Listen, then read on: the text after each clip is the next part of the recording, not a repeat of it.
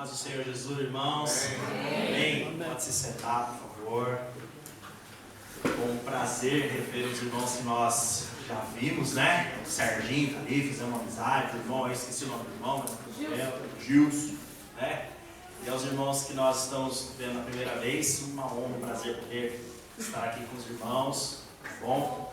Eu me chamo Fernando Tamanini, sou apóstolo pela vontade de Deus, ministro do Evangelho há 14, 15, já parar de contar, vai fazer 17 anos já, né? Sou pastor ali na igreja em Itaperi, Igreja Mara, a igreja que nós plantamos ali naquela cidade, e eu transito nessa área de treinamentos, de aulas, né? Já há pelo menos uns 10 anos que eu trabalho com formação de líderes, de pastores, né? De pregadores. Nós, isso sempre no âmbito da igreja, né? Mais congregacional, e agora esse ano nós estamos desafiados pelo Senhor a lançar uma plataforma mais profissional no sentido da formação de líderes, que é a Escola do Pregador, que nós estamos lançando aí esse trabalho. E nós tivemos a honra, né, de poder estar aqui, né, há uns 2 domingos atrás, ministrando no corpo diaconal esse tema tão importante que é o tema da liderança. E eu fiquei muito feliz porque ao fim da nossa fala, os irmãos indagaram o pastor, né? Obrigaram o pastor, pastor, precisamos continuar com esse tema aí, né? E foi uma bênção. Nós fechamos aqui esse trabalho específico com essa temática liderança. É um trabalho que vai durar aí 3 meses, né, de aula. Então, os irmãos que já me conheceram, que gostaram de mim, da minha pessoa, né? Que bom para você. Aqueles que não gostaram de mim vão ter que me aturar 3 meses aqui, entendeu? E se faltar, o pastor vai pegar no pé. Então, vamos que vamos, em nome de Jesus. Amém, queridos? Amém. Eu gostaria, eu passei para a Kemily. Cadê a Kemily? Aqui. Kemily, você recebeu meu WhatsApp aí? Você põe para mim no telão? Eu estou vendo a irmã lá em cima, irmã, é que da outra vez a Kemily me ajudou e eu estou com o WhatsApp dela, tá bom? Não é preconceito, tá bom? Eu preciso que coloque no telão essa imagem, só para a gente ter uma noção daquilo que nós vamos falar nesse tempo, tá bom? É importante nós termos, gerar um entendimento, né, daquilo que nós vamos tratar aqui, daquilo que nós vamos falar. Até porque não adianta a gente vir aqui falar, e de repente você sai daqui com um monte de coisa legal, mas tudo se perde, né, no caminho. Então, se a gente estrutura a nossa fala, se a gente estrutura o nosso tempo aqui, você vai conseguir fazer um caminho, uma construção de saber, tá bom? Eu quero começar também, irmãos, dizendo para vocês que nós estamos na igreja, amém? Você se deu conta que nós estamos na igreja, né? Amém. Glória a Deus. E nós vamos tratar desse tema como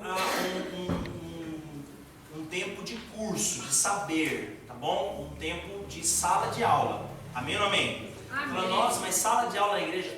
Exatamente. Inclusive, nosso Senhor nos ensina durante toda a trajetória dele nessa terra que nós devemos aprender.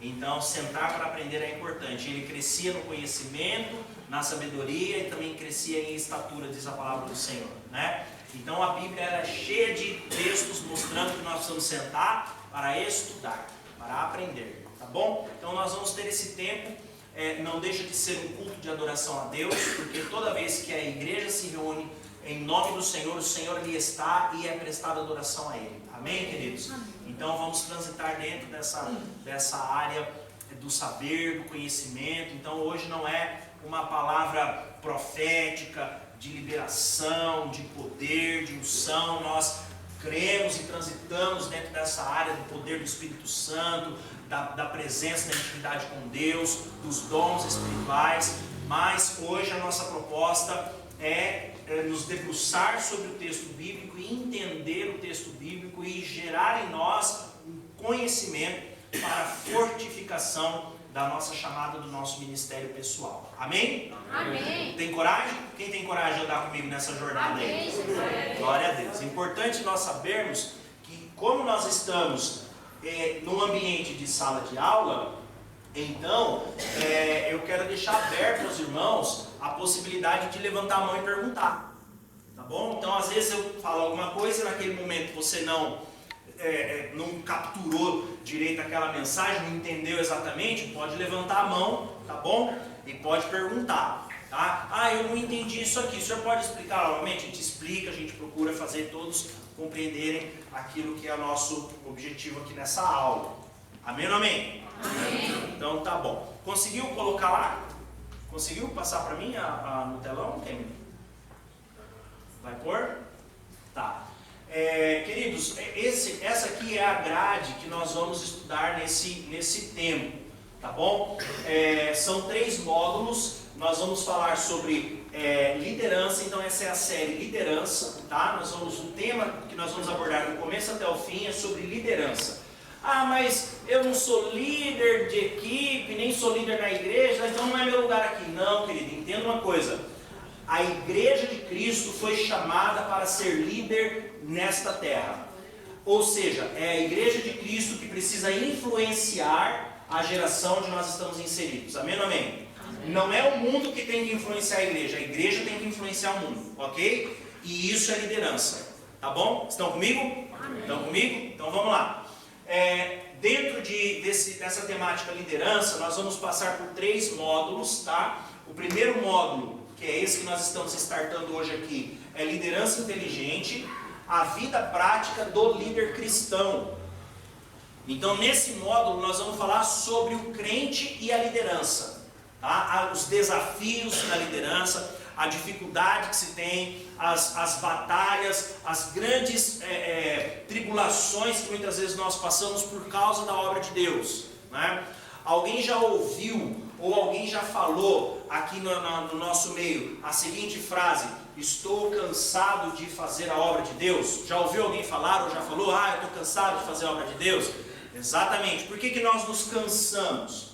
Porque nós estamos trabalhando dentro de um ambiente espiritual e às vezes, sem a ferramenta correta, nós acabamos nos desgastando para além daquilo que é importante ou necessário. Certo? Então, primeiro módulo, liderança inteligente, a vida prática do líder cristão. Essa aula de hoje nós vamos abordar vida devocional. Na aula que vem nós vamos abordar identidade e família. Na próxima será líder de excelência e na outra o sacerdócio do líder, né? Ou sacerdócio e zelo. Então nós vamos transitar dentro dessas 4 aulas no módulo liderança inteligente para gerar em você essa inteligência espiritual. O apóstolo Paulo fala em Colossenses que nós precisamos gerar a inteligência espiritual. Colossenses 1,9 fala que ele ora e ele clama pela igreja, pelos irmãos, para que os irmãos tenham ali a sabedoria e inteligência espiritual. Então nós vamos transitar dentro dessa área. No próximo módulo, que é o segundo módulo, nós vamos tratar sobre liderança e diaconia, né? Inclusive foi dentro desse ambiente que nós tratamos aqui quando estivemos com os irmãos. Aliás, eu quero fazer uma reclamação, que saí daqui, pastor, e passei numa farmácia, fui me pesar, foi quase 1,5 kg a mais, viu, pastor? Então assim, eu já quero me queixar aqui com os irmãos, porque eu fui obrigado, irmãos, a comer aquelas coisas que tinham aqui. Cadê a irmã que fez o almoço? Como é o nome dela mesmo? Ah lá, ela organizou e teve a irmã que cozinhou, que denunciaram ela para mim aqui. A Jo. Aí, ó. Foi a Selma, então foi a Selma. A Selma e a Maria não vieram, né?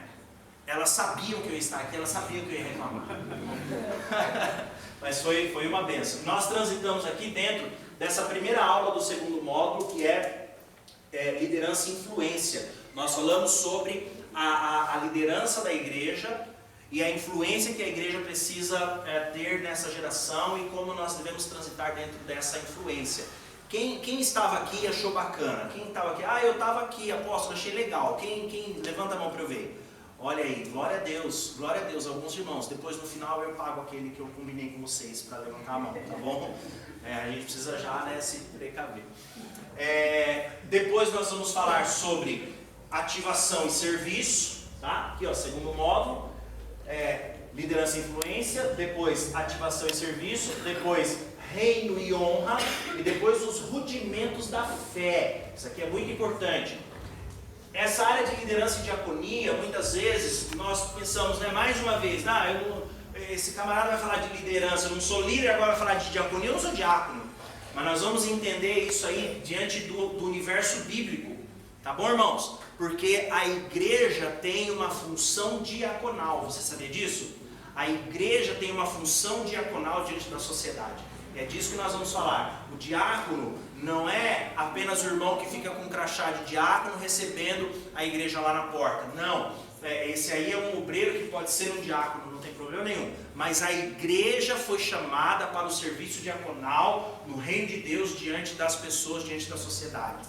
É sobre isso que nós vamos falar, tá bom? E no último módulo, nós vamos falar sobre liderança eficaz, que é a desafiadora jornada do líder cristão. Aí aqui a gente já entra numa prática da liderança, o cotidiano de um líder. Então se você almeja transitar nessa área de liderança, isso aqui haverão ferramentas extraordinárias para você aqui. E muitas vezes, e aqui é uma chave importante, muitas vezes nós pensamos assim, eu até quero fazer a obra, não é, pastor? Muitas vezes a gente identifica alguém e fala assim, puxa, esse camarada ele é um obreiro, mas tem um medo que se pela, né? Eu acho que aqui não deve ter ninguém nessa maneira, né? Difícil, né? Irmãos, às vezes a gente quer servir, tá, mas a gente tem muito medo, a gente não, mas se eu for fazer a obra e tal, como é que pode se dar essa questão toda? Então você vai receber algumas chaves que podem destravar a tua chamada na presença de Deus. No terceiro módulo, então, nós vamos falar liderança eficaz, a desafiadora jornada de um líder cristão, e as aulas são, primeira aula, o líder apostólico, a segunda aula, a matéria-prima da liderança, a terceira aula, liderança na prática, e a quarta aula, o reconhecimento. Essa é a nossa jornada nas próximas terças-feiras. Espero que os irmãos sejam tremendamente enriquecidos, espero que o Espírito Santo tenha total liberdade para agir no nosso meio, nos nossos corações, para falar comigo, para falar com você, e que nós tenhamos aqui um tempo precioso de crescimento na presença do Senhor. Amém? Amém. Quem diz um amém bem forte aí? Amém. É importante nós sabermos que a nossa jornada de conhecimento, ela é fundamental para o nosso crescimento.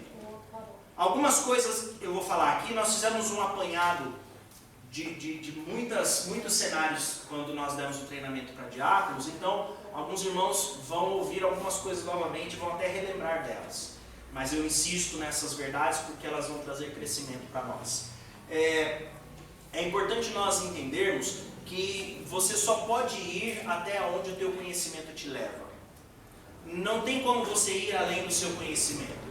Se você não tiver conhecimento para realizar determinada tarefa, dificilmente você vai conseguir fazer essa tarefa acontecer.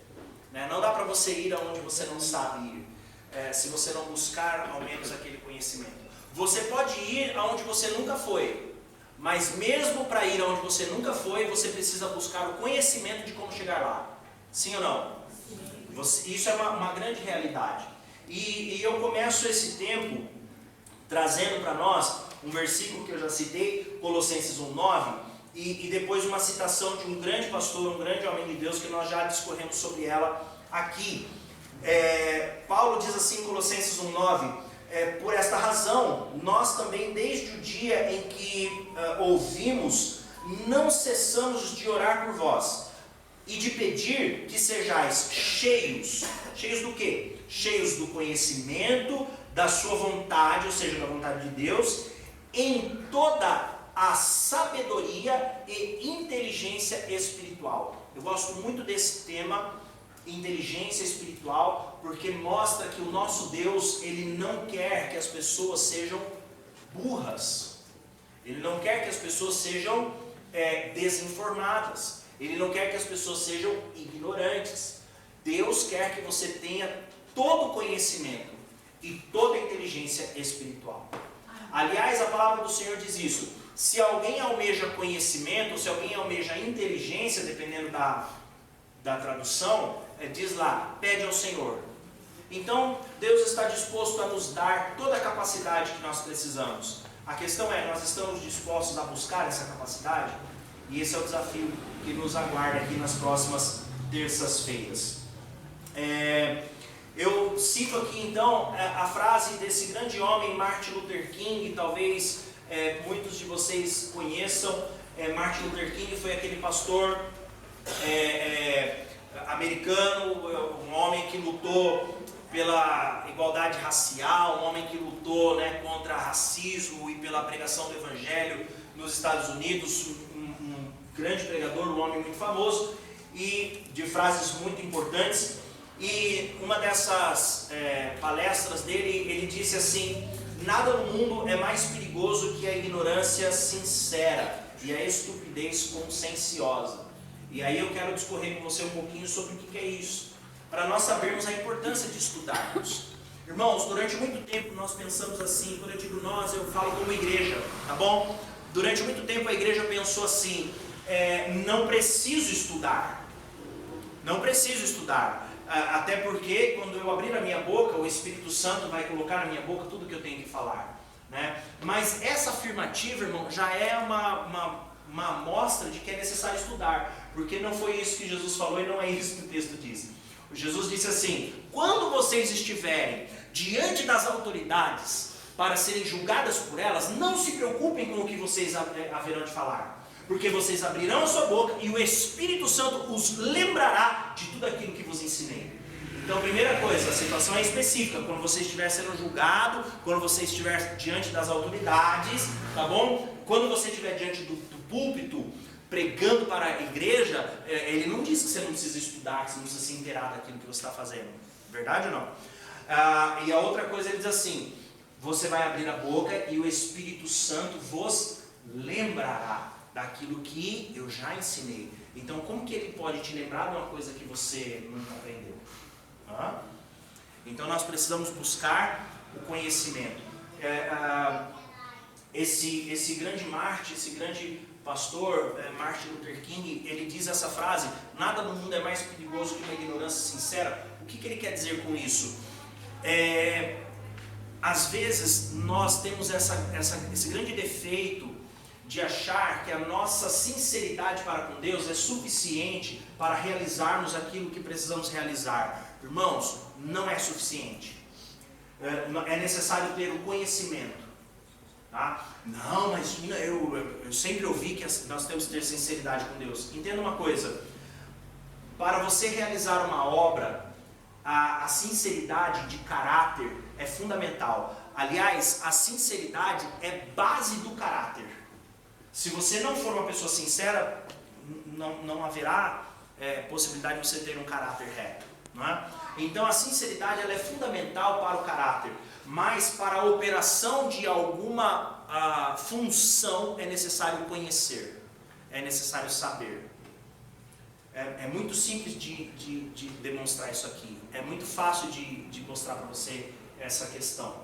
Por exemplo, nós temos aqui um ministério de louvor que é maravilhoso. O pessoal é fera aqui, não é não? O pessoal é fera, né?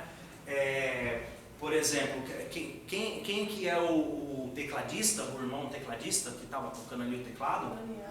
É o Daniel? É o Daniel, claro. É o Daniel. Nós já nos conhecemos na outra vez que nós estivemos aqui, né, Daniel? E ele tem as características do meu Daniel, né, que está ali no cantinho. Aliás, eu nem o apresentei, né, irmãos? Estou acompanhado do meu filho mais moço, Daniel. E ele veio no caminho falando das habilidades dele. Ele acabou de fazer uma prova, né, na escola de música dele, passou na prova, né? Ele faz bateria, ele fala, pai, eu tirei lá a nota e tal. E aí tem o batera ali também, que né, da outra vez a gente tirou os batera aqui nesse lugar, né? Foi mesmo, meu irmão, perdoa, mano. Porque eu tava falando que assim, quem tem dom pra cantar, né, canta mesmo, e o pessoal é fera, né? Quem não tem dom pra cantar vai tocar bateria, né, irmão? Aí, acontece, né? Aí vamos falar então do teclado para não mexer com os bateristas, né? O irmão toca teclado, né? E arrebenta lá no teclado, da hora, né? Quem aqui é um adorador? Quem aqui fala assim, eu sou um adorador, apóstolo, eu sou um adorador. Quem aqui olha para si e fala assim, eu sou um adorador? Vai, levanta a mão aí. Irmã, glória a Deus, irmã. Como que é o nome da irmã mesmo? Sandra. Irmã Sandra, claro. Irmã Sandra, sobe lá e faz umas notas no teclado pra gente adorar a Deus junto aqui. Meu Deus, vai dar ruim. Mas a irmã não é adoradora? Eu sou adoradora. A irmã não tem sinceridade na adoração? Então, irmã, sobe lá e toca pra gente na sinceridade. Vai continuar dando ruim, irmã? Porque falta o que pra irmã? Conhecimento daquilo que está proposto para ela fazer. Uau! A sinceridade é fundamental para o seu caráter, mas o conhecimento é fundamental para a sua atividade no reino de Deus. Amém ou não amém? Amém. Então é importante nós entendermos isso, e foi isso que Martin Luther King disse. Não tem nada no mundo mais perigoso, é perigoso uma ignorância sincera. O que é ignorância? Irmãos, a gente confunde às vezes as palavras, né? O sentido das palavras, não tem problema, mas a gente vai corrigindo, tá? Ignorância, muitas vezes a gente acha que ignorante é aquele camarada que é briguento, né? A gente não fala assim, o fulano é ignorante. Você vai lá, tudo ele briga, tudo ele retruca, tudo ele quer. Não é assim que a gente fala? É assim que a gente fala, o irmão é ignorante. Na verdade, o que a gente quer dizer é que esse irmão aí, ele não é ignorante. Esse irmão aí, ele é truculento. Isso é truculência. Ignorância é o quê? É o não conhecer de determinada situação. Isso é ignorância. Quando você não conhece algo, você é ignorante naquele tema. Deu para entender isso ou não? Então, se eu vier falar contigo aqui sobre física quântica, você vai ter um grande problema. Porque eu sou ignorante com relação à física quântica. Não sei física quântica. Se alguém aqui souber, por favor, pode vir aqui e ensinar a gente sobre física quântica. Porque eu não sei, eu tenho que sentar para aprender esse tema aí. Tá? Agora, para falar sobre liderança, trazer alguns pontos da Bíblia, da teologia, então, com a graça do Senhor e pela vontade de Deus e pela dedicação, no entendimento, alguma coisa eu posso comunicar com os irmãos. Aleluia! Obrigado. Glória a Deus. Glória a Deus pelo apoio moral nesse lugar. Então nós precisamos compreender que a sinceridade, se ela for acompanhada de ignorância, vai levar você para uma tragédia. Por que tem pessoas indo para o inferno, irmão? Porque tem líderes se levantando com tanta sinceridade, mas com pouco conhecimento. Eu me recordo de uma ocasião, de uma reportagem, talvez alguns irmãos tenham visto, que passou no Fantástico. Posso falar tranquilamente porque foi a público e tal, de um pastor que recebeu de Deus uma revelação. O pastor Flusol já sacou quem que é que eu estou falando. Está lá no Fantástico, você põe no YouTube lá que você vai achar. E aí ele disse assim, que Deus revelou para ele que ele tinha que ter um filho com a esposa do irmão. Uau! Quem viu isso aí? Quem viu isso aí? Olha aí, ó, viu? Eu não estou mentindo sozinho aqui. Esse pastor, aí ele leu lá em Oséias, né? Vai e tome a mulher e adultera. Aí o repórter olhou e falou assim, era adúltera, não é vai e tome a mulher e adultera. Aí o pastor ficou, é mesmo, puxa. Ele disse assim, foi até bom o senhor ter falado isso.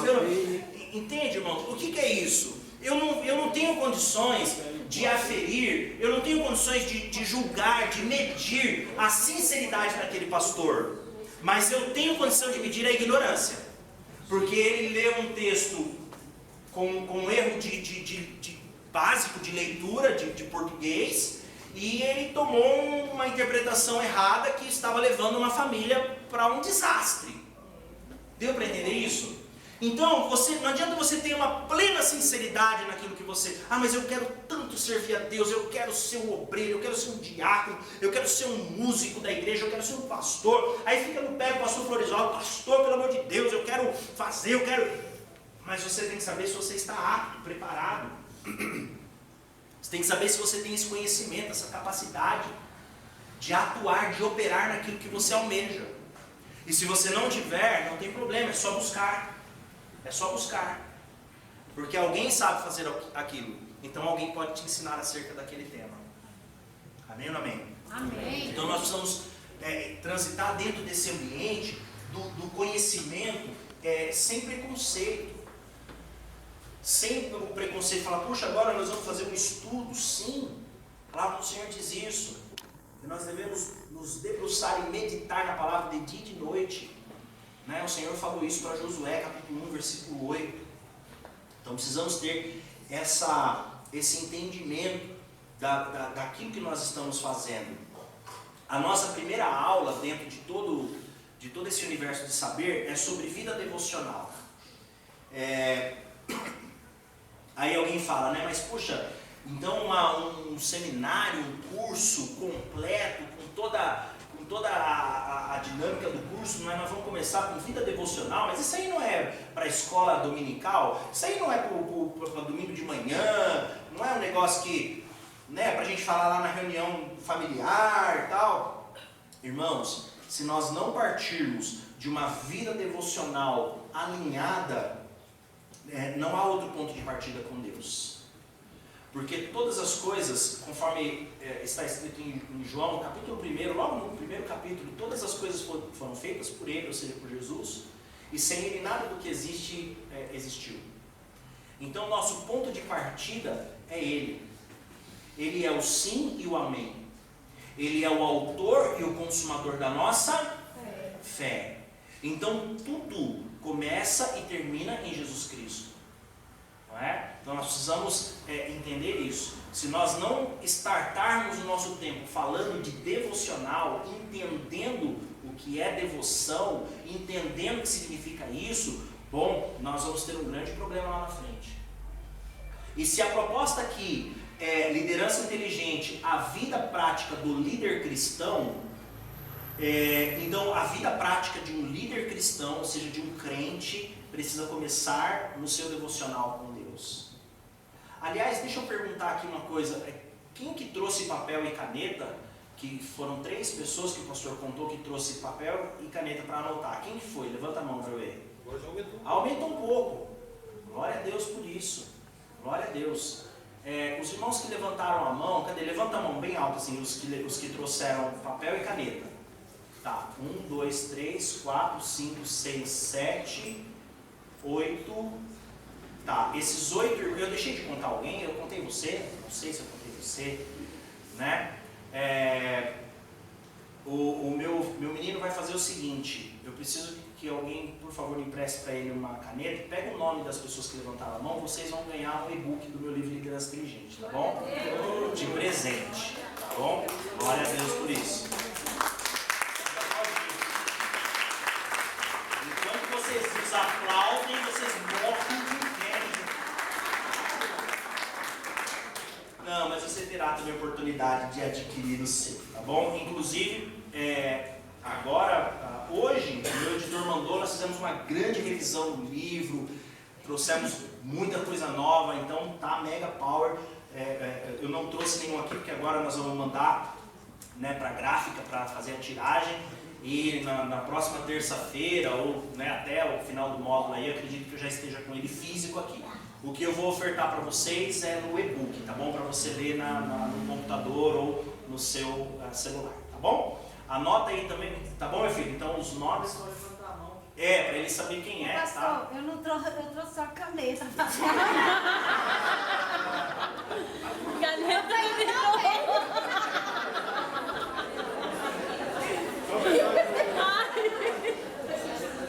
Vou cortar metade do PDF do livro, então, tá bom? Então vamos fazer assim, para a irmã, então é metade do preço, Meu Deus. tá bom? É porque se eu falar assim, então pode, aí um monte de gente olhando, eu trouxe a caneta também, aí não vale. Então vamos seguir aqui. O meu menino vai anotar os nomes, ele tem alguém já ajudando ele. Vamos lá. O que nós precisamos entender acerca de devocional?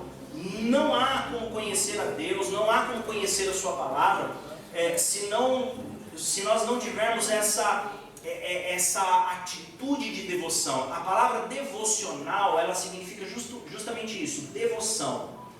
Ser devoto, estar devoto, devotar-se, ou devocional, ou ser uma pessoa devota, significa colocar a sua expectativa e esperança de maneira intensa e completa naquilo do qual você é devoto.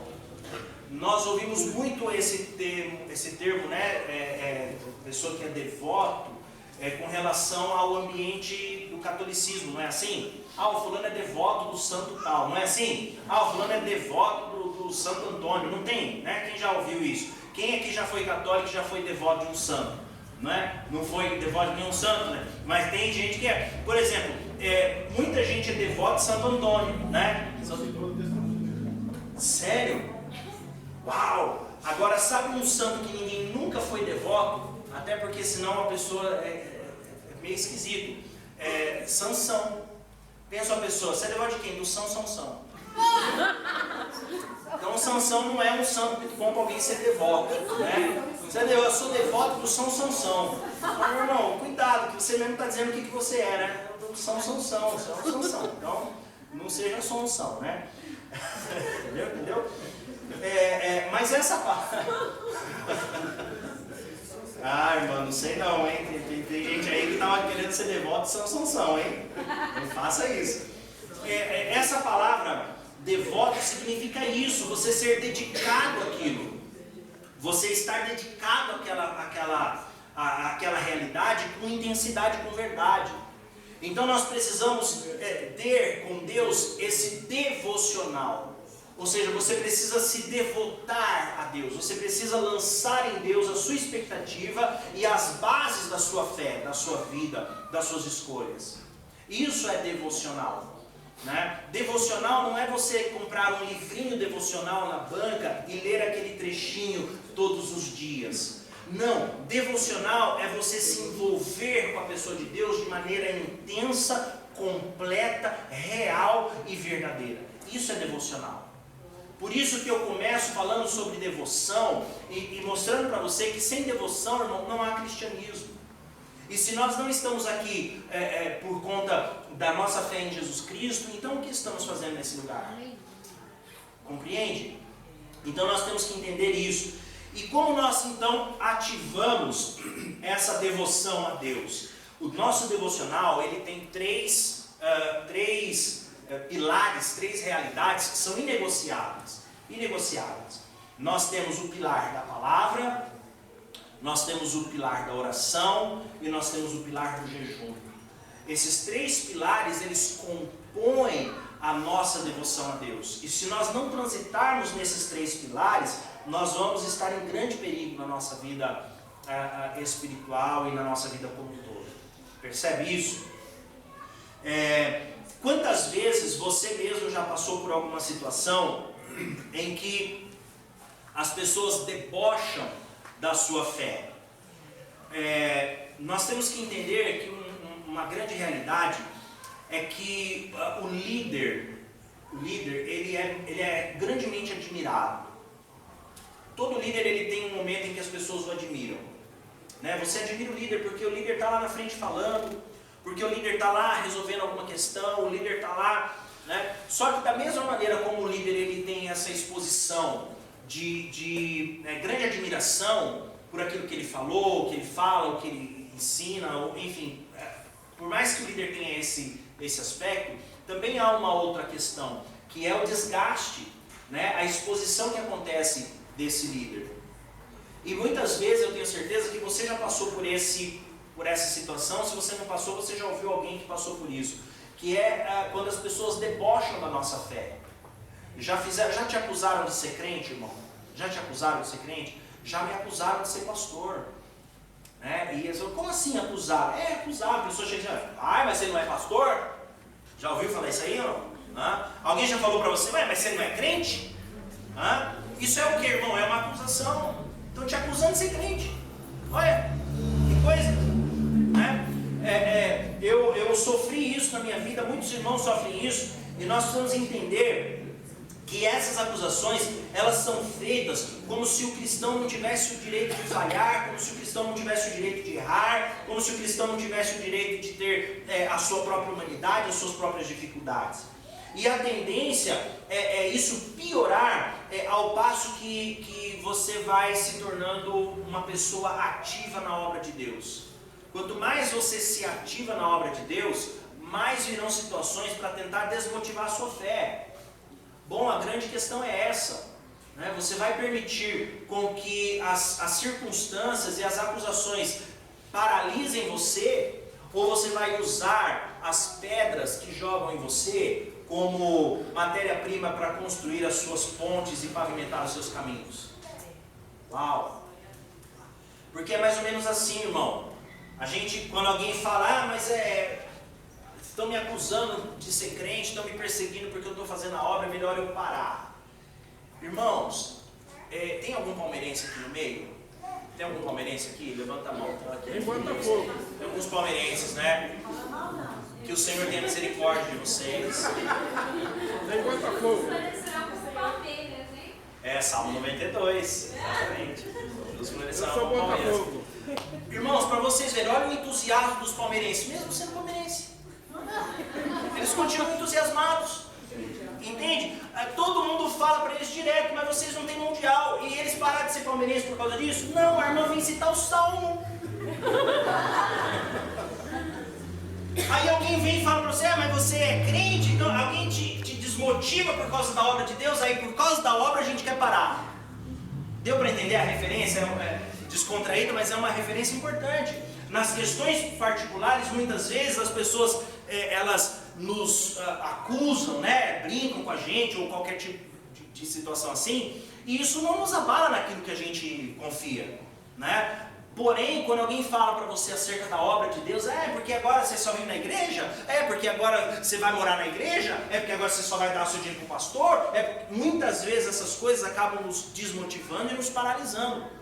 Agora, por que nas outras questões nós nos motivamos e vamos além, e nas coisas de Deus nós nos paralisamos e retrocedemos?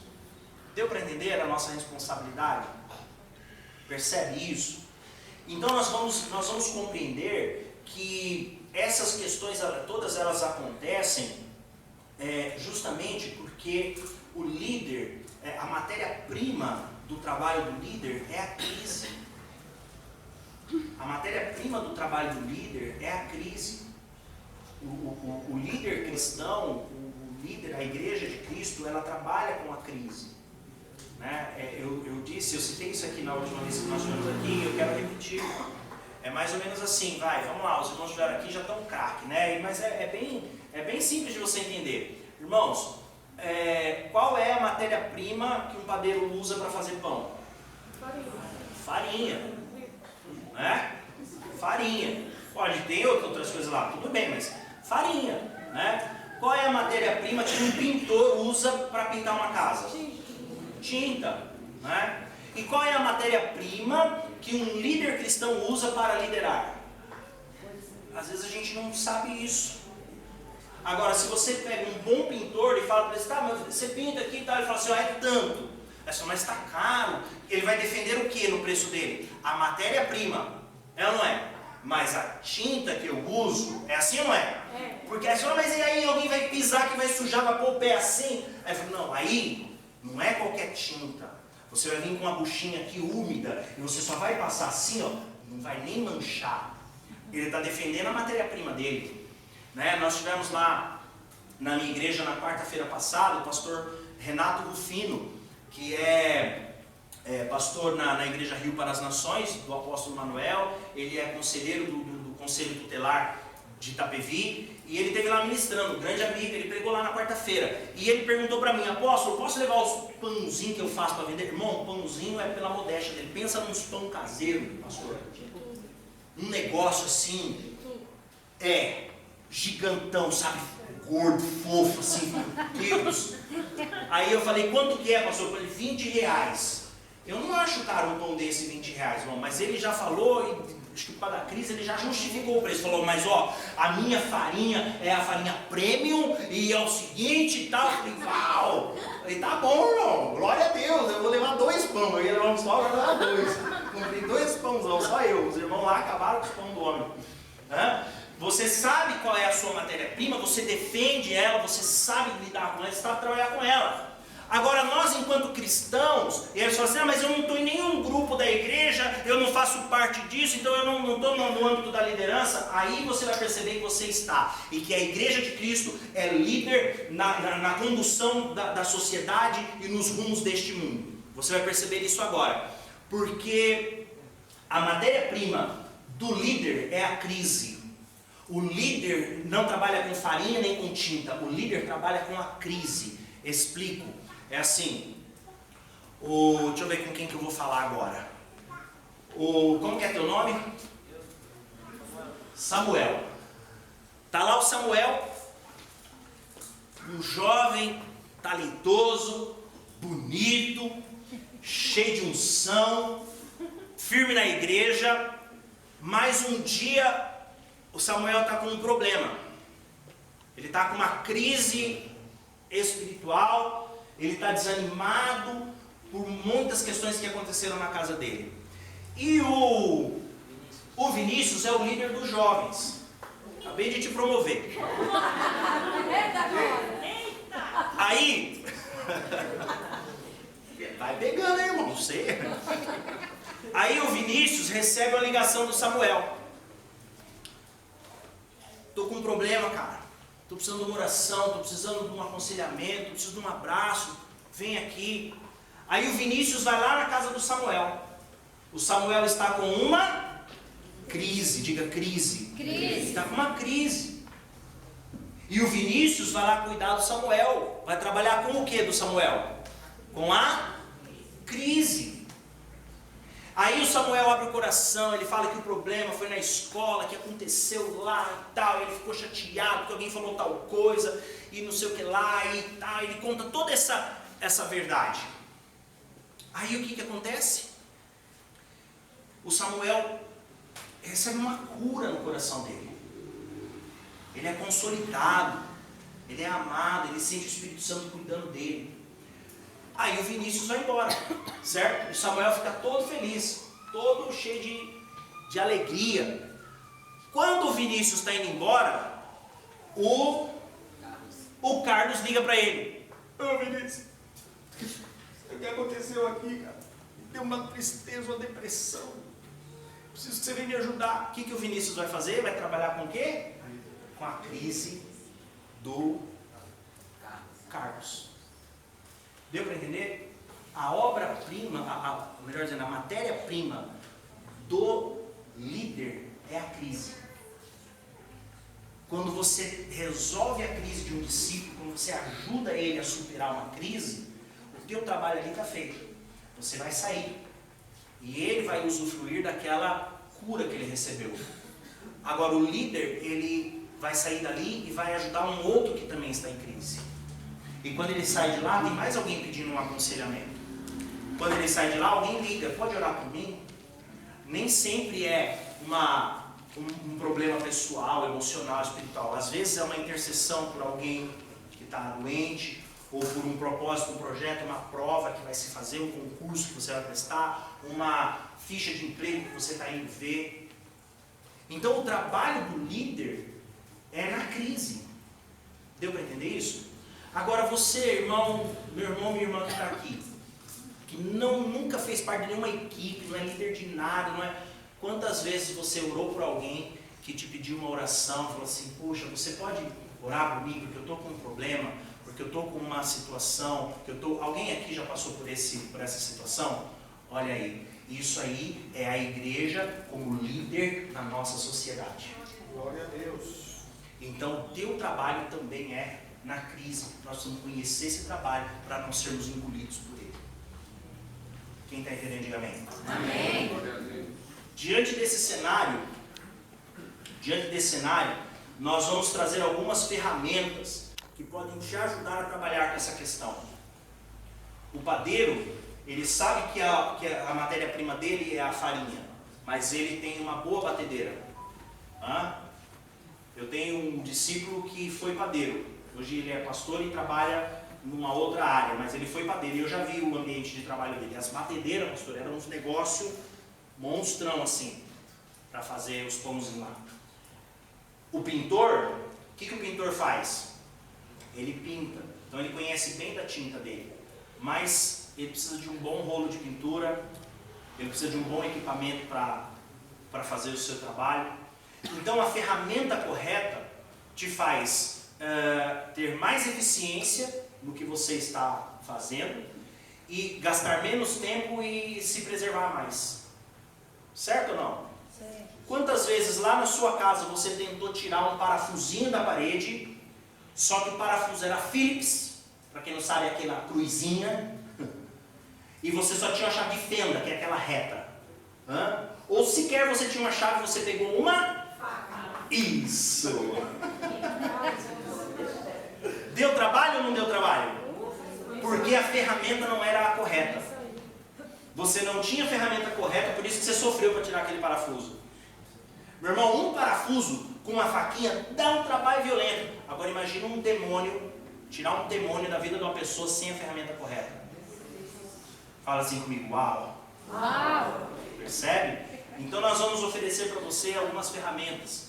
E por isso a importância de você anotar, de você se apropriar dessas ferramentas, de você entender essas ferramentas, porque existe um grande trabalho para mim e para você, e esse trabalho é proposto pelo Senhor para a igreja dele, neste século inclusive. A primeira ferramenta que nós vamos falar aqui é a palavra de Deus. Nós precisamos entender a palavra de Deus, precisamos compreender o que é a Bíblia e o que é a palavra de Deus. Quando nós falamos de palavra de Deus, todo mundo sabe, é a Bíblia. Ok, é a Bíblia, mas precisamos entender o que significa isso. De maneira simples, e você certamente já ouviu isso aqui, a Bíblia é a voz de Deus. A Bíblia é a fala de Deus para você. A Bíblia significa Deus falando comigo e com você. Certo? Essa é a Bíblia, essa é a função da Bíblia. Eu já citei aqui Josué 1,8, a palavra do Senhor diz assim, Deus disse para Josué: não te aparte da sua boca o livro desta lei, antes medita nela de dia e de noite, para que tenhas cuidado de fazer tudo quanto nele está escrito, porque então farás prosperar o teu caminho, e então prudentemente te conduzirás. Então a palavra de Deus, ela traz para nós essa ativação, ela nos faz ter cuidado. Prudentemente nos conduziremos pela palavra de Deus, e ela nos faz prosperar nos nossos caminhos, ou seja, tudo aquilo que eu defino para a minha vida se torna próspero, se torna exitoso, eu me torno vitorioso naquelas situações se eu as fizer de acordo com a palavra de Deus. Eu trouxe algumas verdades sobre a Bíblia e gostaria que você anotasse essas verdades que nós temos sobre a Bíblia, e nós vamos seguindo aqui rapidamente. Queridos, se você tiver dúvida, tá? O senhor foi muito rápido aí, não entendi, levanta a mão, que a gente volta lá no ponto. Importante que você compreenda tudo que está sendo colocado aqui hoje, tá bom? Então vamos lá, algumas verdades sobre a palavra de Deus. O que é a Bíblia? A Bíblia é um manual de vida, a Bíblia é uma carta de amor, e a Bíblia é a voz de Deus. O próprio texto bíblico fala sobre a Bíblia, que a Bíblia é a palavra de Deus, né? Lâmpada para os nossos pés, luz para o nosso caminho. Lá na carta de João está escrito que... Repete aí, pastor, você falou sobre a Bíblia. A Bíblia é um manual de vida, a Bíblia é uma carta de amor, a Bíblia é a voz de Deus. Por que a Bíblia é uma carta de amor? Porque deveras é uma carta. A Bíblia foi escrita como cartas. Aliás, muitos dos livros que estão aqui nós os denominamos justamente como cartas, porque eles foram escritos em modelo de carta, né? Por exemplo, abra lá na primeira carta de Paulo aos Coríntios, não é assim? É assim, né? A Bíblia é uma carta de amor. A Bíblia foi colocada para nós para expressar o amor de Deus para as nossas vidas, né? Levíticos 16:34 diz assim sobre a Bíblia: e isto vos será por estatuto perpétuo, para fazer expiação pelos filhos de Israel de todos os seus pecados, uma vez no ano. E fez Arão como o Senhor ordenara a Moisés. Então a Bíblia é um estatuto. O que é um estatuto? É um documento do qual não se pode sair dele. Um documento do qual, se você sair dele, você pode ser penalizado. Por exemplo, a Despertar tem um estatuto. Tem ou não tem? Tem um estatuto. E diante da lei, se a organização religiosa, se a comunidade de fé ferir o estatuto, ela pode sofrer alguma sanção. Está entendendo isso ou não? Quando nós fomos, a minha igreja, nós fizemos o culto inaugural da igreja, dia 4 de dezembro de 2010. Nós fizemos o culto de start da nossa igreja. E o nosso estatuto, nosso documento já estava escrito, mas não tinha sido ainda lavrado no cartório. Nós fizemos isso alguns meses depois. E quando nós fomos fazer, ele foi para o cartório e voltou recusado várias vezes. Porque tinham coisas escritas lá que levamos esse estatuto para um profissional, que ele adequou aquilo que nós queríamos com aquilo que a lei determina para que fosse aprovado, então foi aprovado. Então o estatuto é isso. O estatuto é uma norma que te protege de alguns excessos, de alguns erros, de alguns caminhos errados, ruins. Então, lá em Levíticos está escrito isso, que esse é um estatuto perpétuo, né?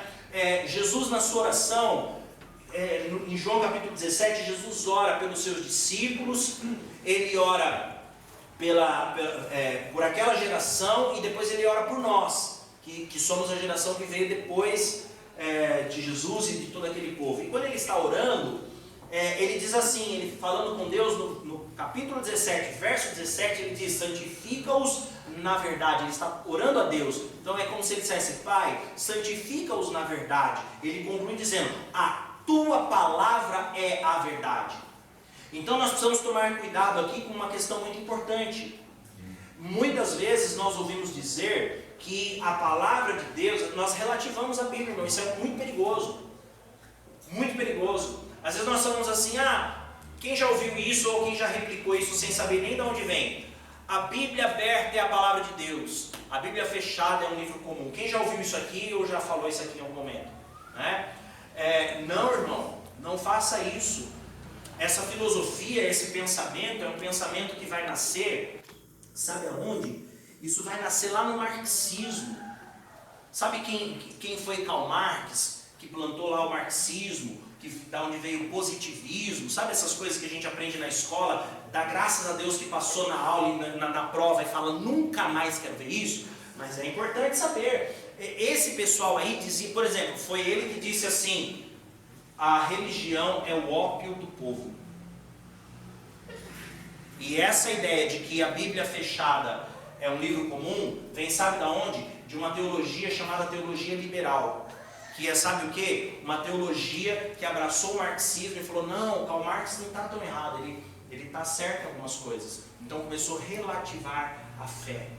E aí veio essa frase: a Bíblia fechada é a palavra, não é um livro comum, ela aberta é a palavra de Deus. E às vezes nós falamos isso até com um certo romantismo, no sentido de dizer: você tem que ler, você tem que... Mas cuidado, porque, irmão, a Bíblia aberta é a palavra de Deus, a Bíblia fechada é a palavra de Deus, a Bíblia em cima da laje é a palavra de Deus, a Bíblia embaixo da cama é a palavra de Deus, a Bíblia esquecida num móvel velho, empoeirado durante 50 anos. Se alguém olhar esse livro, vai falar: este livro não é uma revistinha da Mônica, é a palavra de Deus.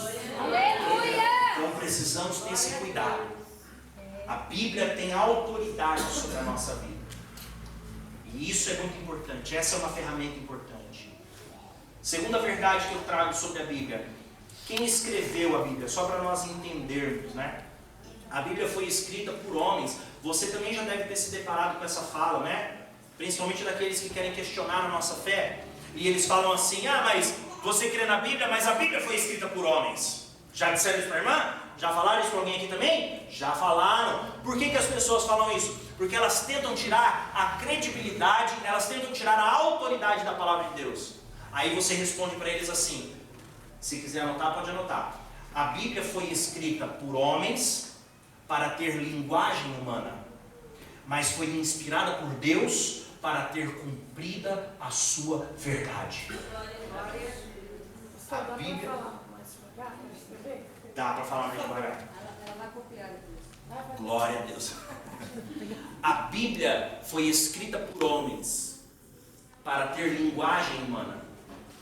Se a Bíblia fosse escrita na linguagem eterna, queridos, ninguém ia entender. Então, Deus não é isso que Deus quer. Deus quer que nós entendamos. A Bíblia foi escrita por homens para ter linguagem humana, mas foi inspirada por Deus para ter cumpridos os seus efeitos. Foi inspirada por Deus para ter cumpridas os seus efeitos. Podemos seguir? Mais ou menos 40 homens foram inspirados por Deus para escrever esse livro. Mais ou menos. Por que não se tem um número exato? Porque alguns escritores não se tem certeza. Por exemplo, a carta aos Hebreus não se sabe quem escreveu. Então vamos dizer que fossem 40 homens e a carta aos Hebreus fosse um outro, seria 41. Mas vamos dizer então, não, quem escreveu foi alguém que já escreveu algum livro, então seriam 40, né? Por exemplo, o livro de Jó. Quem escreveu o livro de Jó? Ah, foi Jó. Alguém vai dizer que foi Jó, alguém vai dizer que foi Moisés, alguém vai dizer que foi outra pessoa, né? Então, alguns livros não se tem a exata convicção de quem escreveu. Por exemplo, 2 Samuel. Quem escreveu 2 Samuel, apesar de levar o nome dele, não foi ele. Quem escreveu 2 Samuel, provavelmente Samuel inicia essa escrita, mas quem termina ela, provavelmente é o profeta Natan. Até porque Samuel já tinha morrido na época da escrita. Deu para entender? Então, não se tem um número cravado. Foi 44 pessoas e meia que escreveram. Não se tem esse número. Até para que não se fique idolatrando essas pessoas. Amém ou amém? Amém. Então, quando alguém perguntar, são cerca de 40 pessoas. É o número que ficou acordado dentro acordado, concordado, entendido dentro desse ambiente acadêmico, né? Teológico. 2 Timóteo diz assim acerca da palavra de Deus, olha só.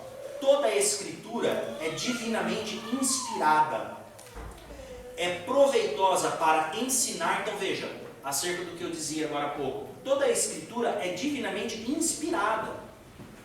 Então ela é inspirada, Deus a inspirou para ter cumprido os seus efeitos, né? E ela é escrita com linguagem humana, por quê? Toda a escritura é divinamente inspirada e proveitosa para quê? Para ensinar. Se não desse para ensinar, não seria proveitosa. Por isso que ela foi escrita com linguagem humana. Deu para entender isso? Então, nós temos sim a defesa da nossa fé e aquilo que nós precisamos compreender acerca da palavra de Deus. Pastor, eu termino 9:30? Tá. Como a Bíblia se divide? Só para nós entendermos um pouquinho do livro, irmão, porque às vezes parece bobagem. Mas o crente tem que saber disso, mas tem crente que não sabe. Às vezes você fala para o irmão assim, abra lá no Evangelho de Lucas, ele fala no Novo ou no Velho Testamento, né? Para alguém que já sabe que não tem Evangelho no Velho Testamento, para alguém que já sabe que os Evangelhos... eu estou pregando o Evangelho. Nós usamos essa linguagem, irmãos, não tem problema nós usarmos determinadas linguagens que são comuns no meio do crente, no meio do povo crente, tá? Porém, nós vamos saber o que significa e o que é correto, tá? Eu falo, por exemplo, eu fui pregar o Evangelho lá na igreja tal. Que texto você pregou? Preguei Gênesis. Gênesis não é um dos evangelhos, mas nós vamos então dar esse nome, Evangelho, como pregação das boas novas e tudo mais. Mas os evangelhos são 4 dentro dos livros bíblicos. São 4. Os 4 primeiros livros do Novo Testamento são os evangelhos. A palavra evangelho significa boas novas, boas notícias. E Jesus veio para dar as boas notícias, tá bom? Então Jesus os livros que falam do tempo de Jesus conosco na terra, esses livros são os evangelhos, e são 4: Mateus, Marcos, Lucas e João. Deu para entender? Então, às vezes nós não sabemos isso, né? Por exemplo, quantos livros tem a Bíblia? Né? A Bíblia tem 66 livros. A gente sabe disso, você já ouviu isso, mas às vezes foge da memória. Então é bom a gente estar rememorando, e é bom que pelo menos em algum momento, se alguém perguntar, você vai falar: bom, já me falaram isso, eu que não anotei porque eu não levei caderno e caneta, inclusive eu perdi o livro que eu poderia ter ganho lá, né? Glória a Deus por isso, não estou cutucando ninguém, tá, irmão? Fica tranquilo. Vamos lá, a Bíblia tem 66 livros. O Velho Testamento, a Bíblia é dividida em 2 partes maiores, né? Velho Testamento, Novo Testamento. O Velho Testamento tem 39 livros. O Novo Testamento tem quantos livros? Isso, porque se são 66 e o Velho tem 39, só sobrou 27, né? Para quem é bom de matemática, ajuda nessa hora. Então, são 27 livros no Novo Testamento. Por que é importante nós sabermos essa grande verdade? Porque, irmãos, a Bíblia é a nossa ferramenta de defesa e de ataque. A Bíblia é a base da nossa fé. Por que nós nos reunimos nesse lugar? Eu me reúno aqui porque eu sou crente. Tudo bem. Por que você é crente? Eu sou crente porque o pastor Florisvaldo pregou a palavra e eu criei. Por que o pastor pregou a palavra e você creu? Porque no fim, irmão, dessa discussão nós vamos chegar aqui, nesse livro aqui. Ou seja, nós estamos reunidos aqui nessa noite por causa desse livro. Deu para entender isso? Amém. Então, que você possa conhecer esse livro. Se você não souber nada sobre esse livro, então que cristianismo você tem? Qual é a fé que você professa? Qual é a fé que você declara? Se você sequer sabe onde está Jesus na Bíblia. É claro, ninguém precisa conhecer lá todos os capítulos, os versículos, as minúcias e tudo. Não tem problema. Mas você precisa ter intimidade com esse livro. Né? Uma vez nós estávamos num momento lá e aí foi dito assim: abra a sua Bíblia no livro de Filemon. E a jovem olhou assim, deu risada e falou: Filemon, e ela achou que era uma piada. Porque ela não fazia ideia de que Filemon está lá na Bíblia, que Paulo escreveu lá para Filemon. Deu para entender? Então nós precisamos ter o mínimo de intimidade com esse livro. Não é? Como é que é? Eu falei com uma carta meio que sabidão, mandei ele procurar Marcos 17. Está procurando até hoje. Vai procurar, porque termina no 16. Maldade isso, irmão. Vai ficar esperto. Vai ficar esperto, isso mesmo. Né? Então, assim, temos que tomar esse cuidado. Né? Temos que tomar esse cuidado. É importante nós examinarmos as Escrituras. Por quê? Uma vez Jesus estava conversando com os fariseus ali, os doutores da lei, e aí Jesus disse assim para eles: vocês estão examinando as Escrituras. Vocês fazem bem, porque as Escrituras falam a meu respeito. Uau! Então nós vamos examinar a Escritura, porque as Escrituras falam a respeito de Jesus. Tem um louvor que eu gosto muito, mas eu mudei um pouco ele. E ele é assim, né? Não tem aquele louvor assim? Se você souber, me ajuda aí, vai, que eu sou péssimo para cantar. É assim, ó. Eu quero conhecer Jesus. Eu quero conhecer Jesus. Aí eu completo dizendo: então começa a ler a Bíblia. Então começa a ler. Deu para entender? Quer conhecer Jesus, meu irmão? Uau! Diga assim comigo: amém.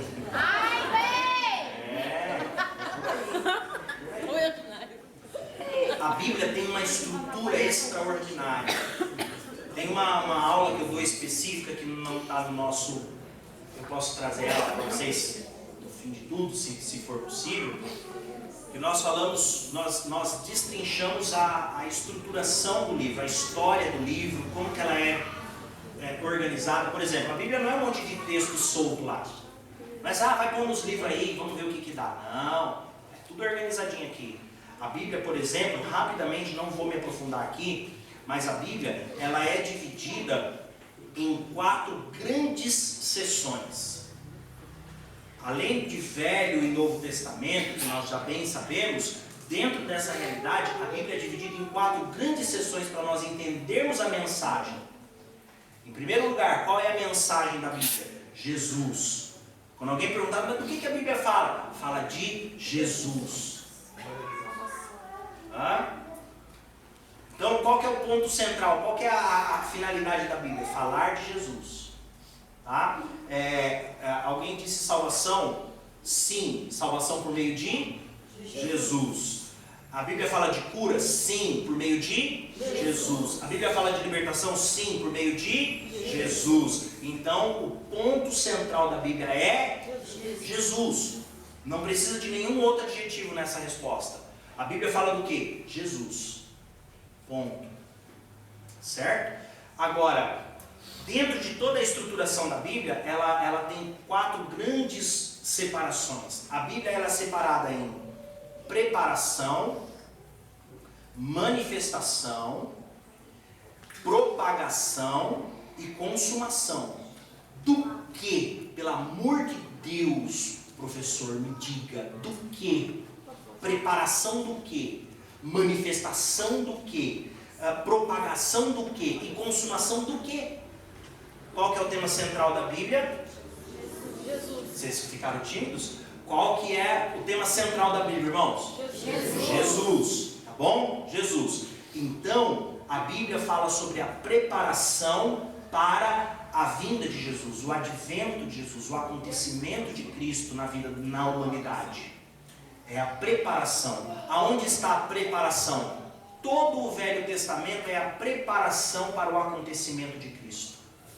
Todo o Velho Testamento, são 4 grandes divisões.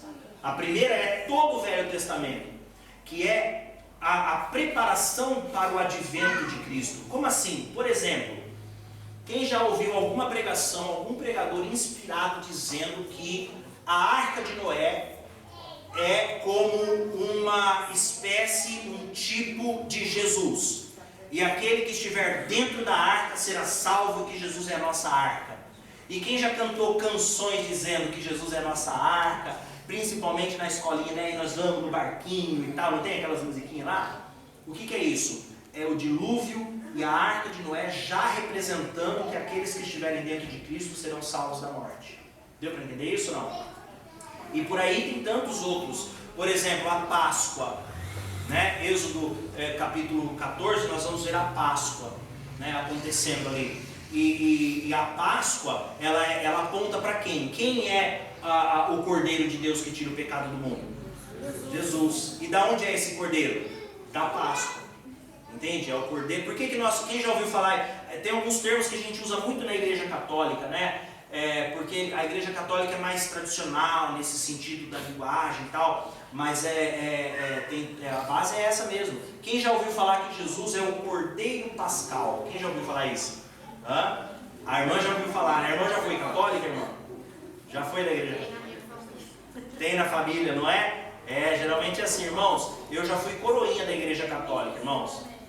Dentro da minha trajetória com Deus, eu já fui coroinha da Igreja Católica. Quando eu conto meu testemunho, pastor, e falo que eu já fui coroinha da Igreja Católica, nesse ponto eu sempre faço questão de enfatizar que eu nunca fui bulinado por nenhum padre. Porque alguém pergunta assim, qual que é a função do coroinha? Ser bulinado pelo padre. Misericórdia, irmãos, misericórdia. É uma brincadeira aqui, eu peço, né, aos irmãos essa licença aí, essa brincadeira, né? Eles têm um trabalho deles lá, e glória a Deus por isso. Então, a preparação para o acontecimento de Jesus. Vamos correr aqui. Manifestação. A manifestação do que, irmãos? Qual que é o tema central da Bíblia? Jesus. Então, o segundo grande bloco de formação da Bíblia é a manifestação de quem? De Jesus. Aonde que Jesus se manifesta na Bíblia? Aonde que Jesus se manifesta pessoalmente, junto conosco, estando nessa terra? A palavra manifestar significa justamente isso, você aparecer, você estar ali. Às vezes a gente usa alguns termos e não entende o que eles significam, né? A irmã irmã Josefa manifestou hoje na igreja. Todo mundo já entende que teve um demoninho lá que deu trabalho, né? A gente já entende isso, né? A manifestação que aconteceu lá na vida, né? O que é isso? Era um demônio que estava escondido na vida da irmã, e por conta de uma oração, de uma declaração ali daquela autoridade do pastor que estava ali, esse demônio não pôde ficar escondido e se manifestou. Então isso é manifestação, quando vem e aparece. Vamos lá, quando que Jesus apareceu para nós? Aqui, homem, para a gente pegar, abraçar, sentir o cheiro dele, ver ele chorando, para ele ter fome, para ele ter sono. Quando foi? Na Bíblia. Onde que está isso? Isso, nos evangelhos, exatamente. Então, os evangelhos são o trecho da palavra de Deus onde Jesus está manifesto. Jesus está andando, subindo, descendo, falando, comunicando, estando com as pessoas. Então ele está se manifestando. Ali se cumpre aquela palavra que diz que ele, sendo Deus, não usurpou ser a Deus e despiu-se de toda a sua glória e veio para que o mundo fosse salvo por ele. Então ele veio, ele se manifestou. Depois desse grande bloco de manifestação de Jesus, a Bíblia traz para nós a explanação ou a expansão do quê? Ou a propagação do quê? Propagação do quê? Qual que é o tema central da Bíblia, irmãos? Jesus. Então a propagação de quem? De Jesus. Agora nós vamos contar para as pessoas que Jesus veio e o que ele fez.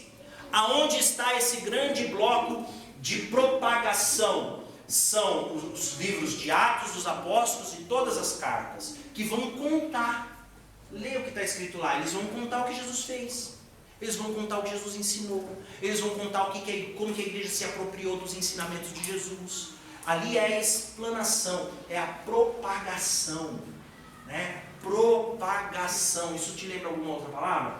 Propaganda. Quem já viu alguma propaganda? O que é uma propaganda? Eu tenho algo e eu preciso propagar para que você saiba que eu tenho aquilo. Vai que você precisa. Então nós temos algo precioso, que é o quê? Jesus. Então agora nós precisamos propagar, porque vai que alguém por aí precise. Uau! Deu para entender? Aleluia. E aí nós temos a consumação, que está contida no livro do Apocalipse, que conta para nós como todas as coisas vão terminar e como tudo isso será.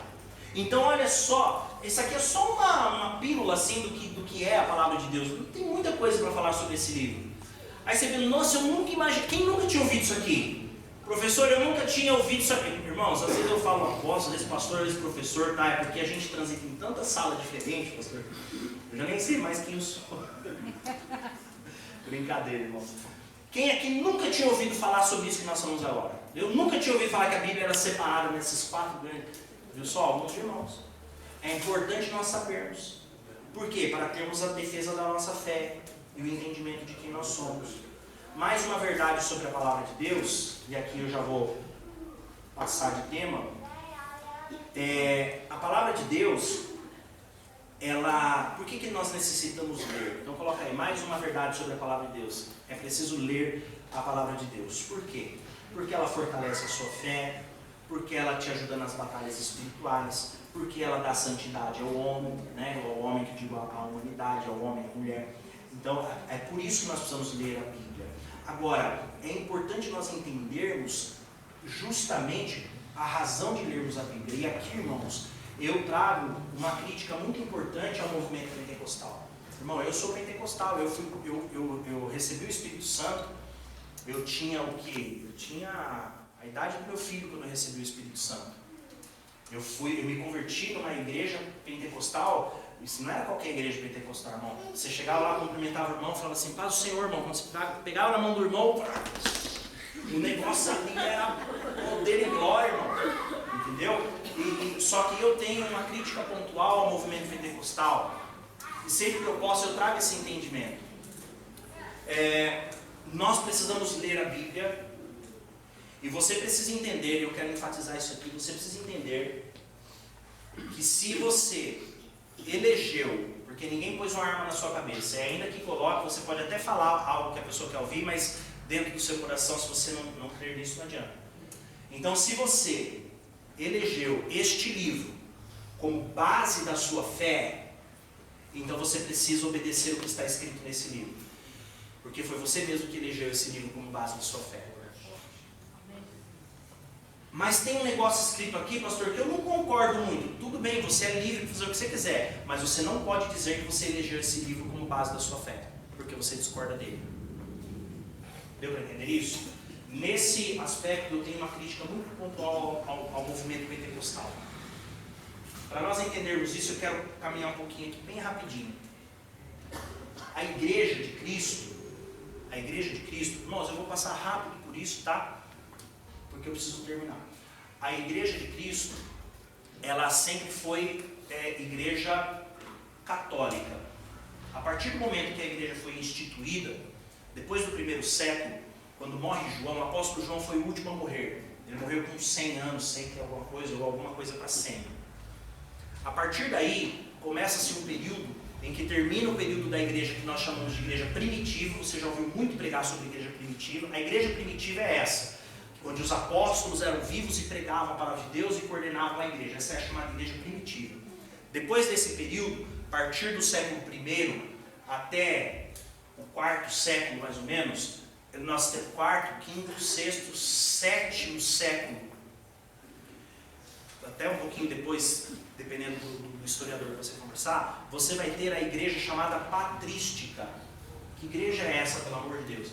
É a igreja eram os pais da igreja. Já ouviu falar dos pais da igreja? Às vezes a gente fala, né, numa pregação ou outra, é bem menos divulgado isso, mas a gente fala, porque os pais da igreja. Quem que eram os pais da igreja? Eram os discípulos dos apóstolos. Eram homens que continuaram liderando a igreja quando esses apóstolos morreram. Esses eram os pais da igreja, tá? Nesse período, houve a organização da igreja. A igreja foi organizada. Por quê? Porque ela começou a crescer. Então era necessário se saber o que era de Deus, o que não era de Deus, o que era a palavra de Jesus, o que não era. Então esses pais da igreja começaram a se reunir em grandes reuniões que nós chamamos de concílio. Concílio que vem dessa raiz de conciliar, de achar um consenso, de encontrar um senso comum. Então eles fizeram vários concílios para entender, falou, isso aqui Jesus ensinou, isso aqui Jesus não ensinou, tem alguém falando isso por aí, mas isso aqui não é santo. Aí começou a se definir o que era santo, o que não era santo, tá bom? De maneira bem superficial aqui, só para dar um pano de fundo no que eu quero falar.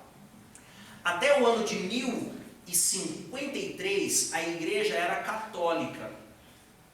Apenas católica. A palavra católica é uma palavra do latim, do grego, especialmente do latim, que significa universal. Então a igreja era universal, era a igreja de todos, era a igreja católica.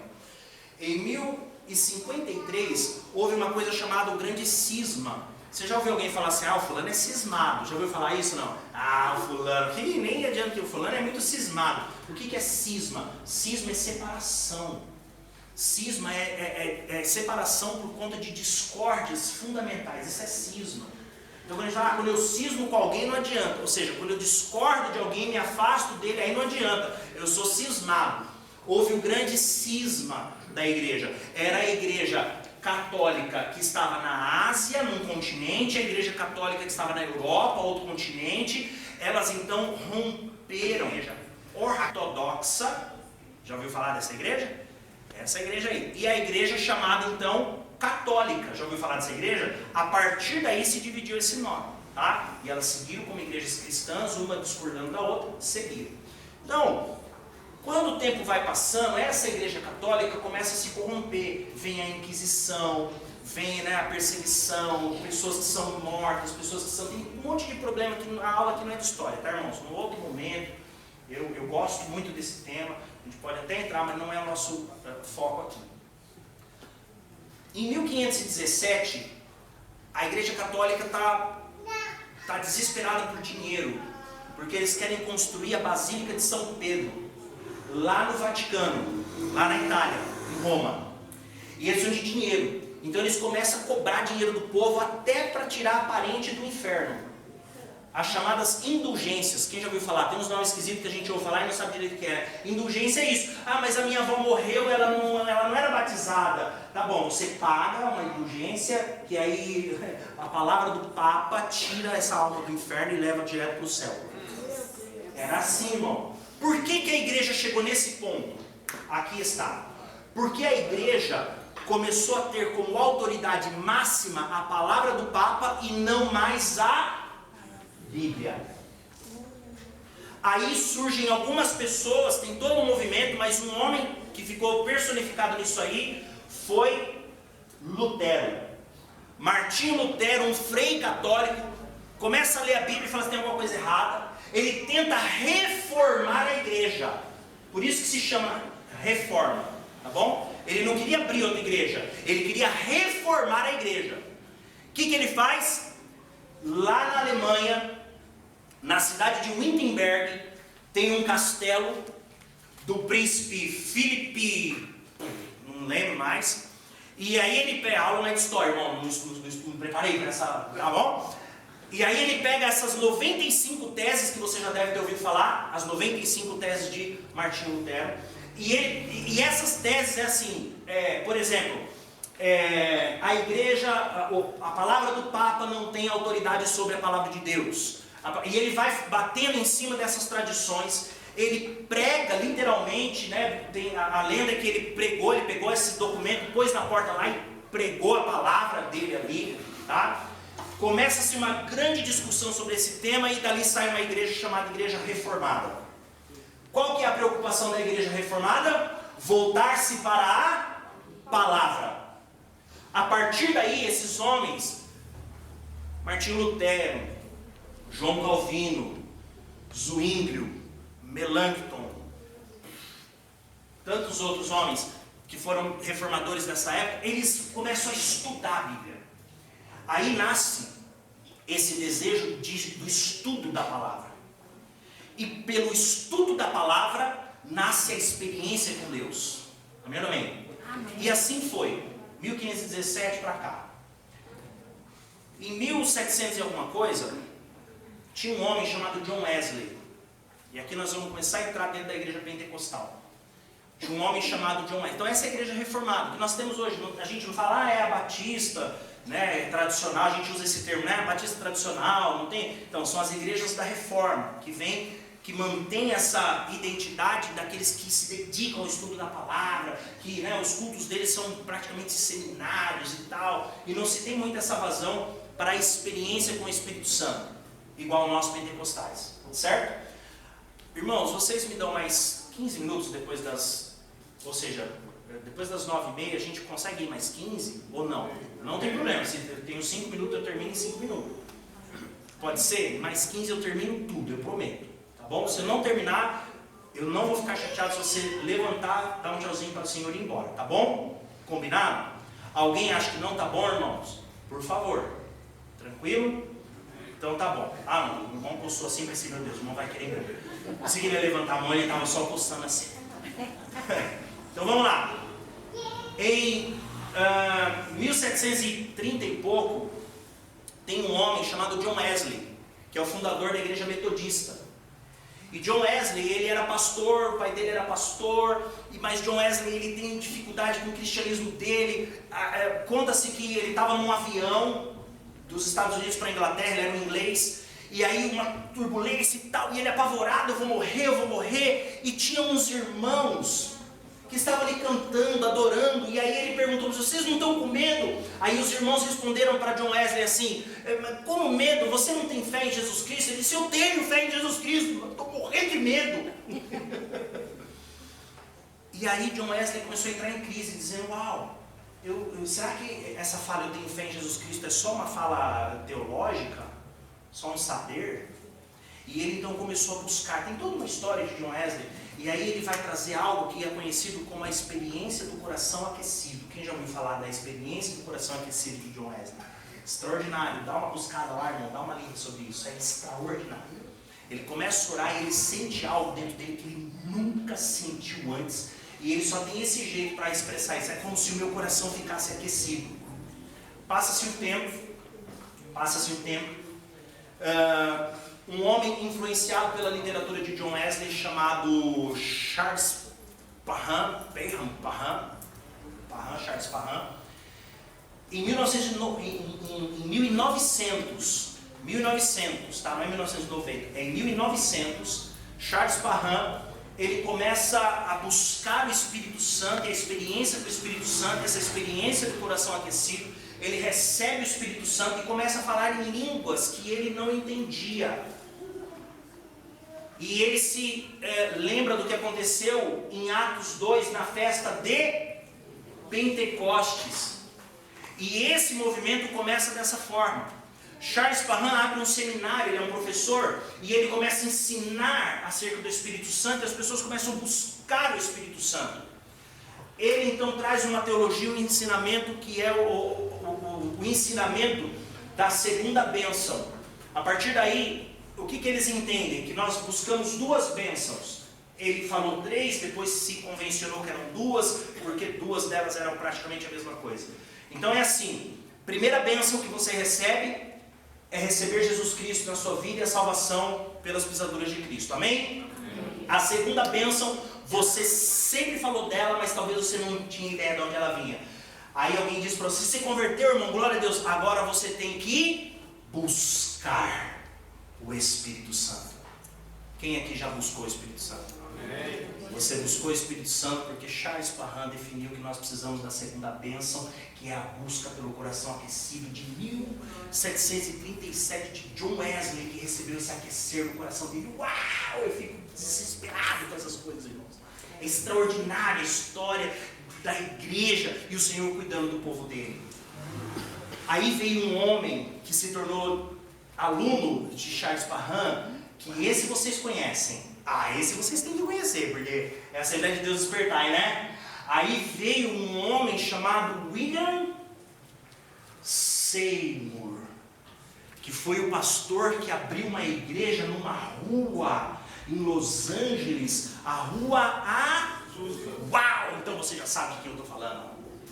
E aquele homem começou a pregar, meu irmão. E a mão que era mirrada começava a crescer. A perna que não tinha crescia. As pessoas começavam a enxergar de novo. E as pessoas começaram a receber poder. O Espírito Santo começou a se manifestar. E aí estava estabelecido um povo pentecostal. Esse é o povo pentecostal. Somos nós. Glória a Deus. Glória a Deus. Aleluia. Mas temos um problema. Qual que é o nosso problema, nós pentecostais? Enquanto que a experiência da reforma foi do estudo da palavra para a experiência com Deus, a experiência do mover pentecostal não nasce na academia, não é um teólogo que fala, olha isso, não. Ele nasce da experiência com Deus e aí se busca o entendimento bíblico dele.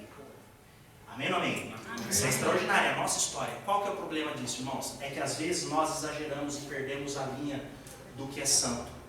Aonde que nós perdemos isso, professor? Pelo amor de Deus, me fala que eu não quero perder a linha do que é santo. É assim, já vou cortar a volta, vou direto no ponto. Quantas vezes você disse, eu senti no coração de ofertar e aí eu fiz uma oferta? Quantas vezes você disse, eu senti no coração de vir na sua casa e não ia orar por você? Você já disse isso ou você já ouviu alguém dizer isso? Nós partimos muito da experiência pessoal e daquilo que sentimos. E muitas vezes negligenciamos aquilo que está escrito. Essa é a experiência que os reformados têm. Porque eles vão buscar o que está escrito para ter as suas ações de fé e buscar a experiência com Deus. Nós fazemos o caminho inverso. Nós buscamos a experiência com Deus, e então buscamos na Bíblia para poder entender o que a palavra do Senhor fala. E muitas vezes isso é perigoso. Porque muitas vezes nós confundimos o que é o toque do Espírito com o que é o toque do nosso emocional e do nosso querer, da nossa corrupção. Conforme disse Jeremias, que o coração do homem é desesperadamente corrupto, enganoso, corrupto. Quem está entendendo, diga amém. Amém. Por isso você e eu precisamos entender que a palavra de Deus é a base para a vida do líder. Se está escrito, irmão, pode cumprir. Se está na palavra, vai com força. Se não está nela, tenha cuidado. Oi, irmão. Por favor. Na verdade, mediante a observação que explicou agora, a respeito desse acontecido, de ter a experiência. Isso. E normalmente fazer o que se sente, por exemplo, como o senhor deu o exemplo,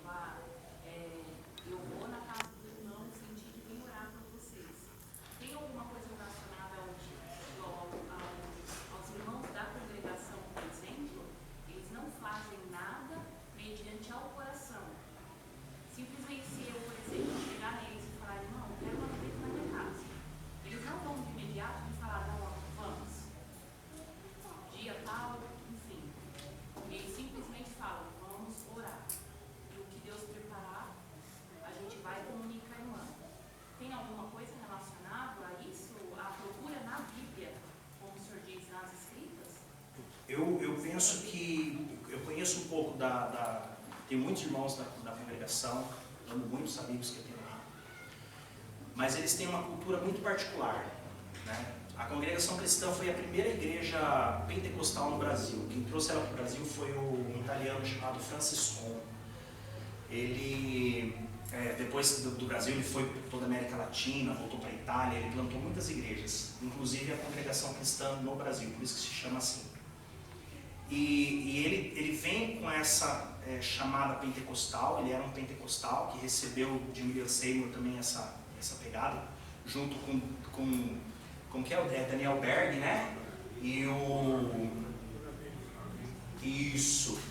Então eles chegaram aqui em 1910 e plantaram a Assembleia de Deus, que era outro nome, era a Igreja Apostólica alguma coisa, logo em seguida a Assembleia de Deus. E em 1911 plantaram a Assembleia de Deus. A congregação cristã foi um ano antes, pelo Franciscon. A experiência muito pentecostal, muito forte. Eu acredito, irmã, esse é um pensamento meu, que não tem muito como buscar na palavra. Eu acho que é justamente o oposto. Eles buscam justamente na sensibilidade do sentir, do emocional. Porque quando você olhar para a palavra, ela vai dizer assim, que nós temos por obrigação visitar os necessitados.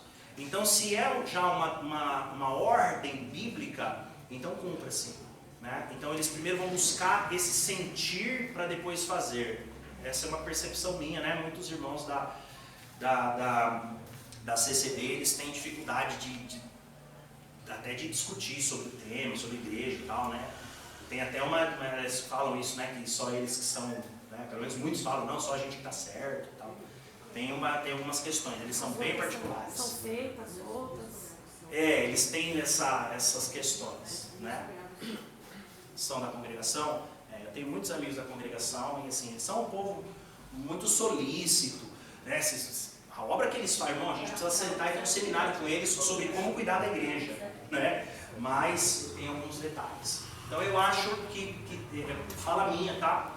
Eu acredito que esteja muito mais voltado em sentir mesmo, ver se Deus revela, do que mesmo a busca do texto bíblico. Eles têm muito pouco, eles não produzem documentos, eles não produzem livros, eles não produzem teologia, eles trabalham muito na sensibilidade do toque do Espírito, o que eu estou realmente pontuando que é muito perigoso para nós pentecostais. Eles andam assim de cabeça nessa linha que eu julgo perigosa. Tá bom? Respondeu, irmã? Vamos fechar falando de oração e de jejum. 5 minutos para oração, 5 minutos para jejum.